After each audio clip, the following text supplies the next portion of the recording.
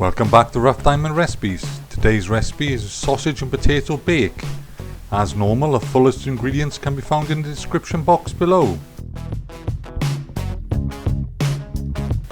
First we prepare the potatoes.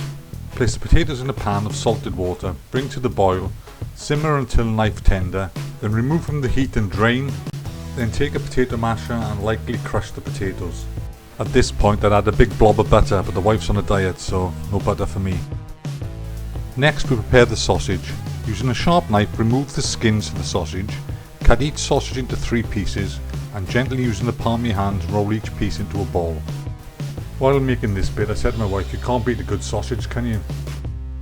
And she answered, she had me down as a chipolata man. Don't know what she meant by that. The eagle-eyed amongst you will notice I bought a new pan. What do you think of the new pan, Tiggs? See how much she likes it when she realises it's her birthday present. Anyway, I digress. Add some oil to the pan, bring up to the temperature and add the leeks and mushrooms and fry off for a couple of minutes until they start to take some colour. Well, what do you want for your birthday? Then add the sausage balls to the pan and continue to fry off for 5 or 6 minutes. I took you down the pub to the darts match last week, didn't I? Next we add salt and pepper to taste. Me and thinking, bought you flowers on Valentine's Day, didn't I? Then it's time to add the mustard and mix through. I did not steal them from next door's garden.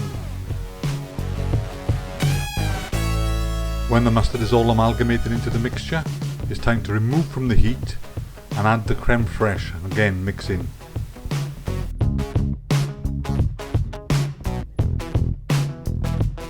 Then when this is done, it's off to a suitably sized oven-proof dish.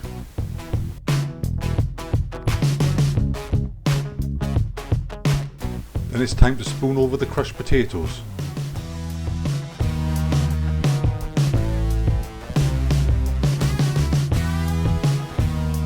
Then it's simply off to a preheated 180° C oven for 35-40 minutes, or until the potatoes are all crispy in the top.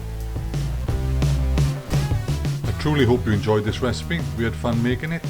Feel free to subscribe, share and like, and hopefully we'll see you soon on the next one. Bye for now. How do you feel about an electric drill?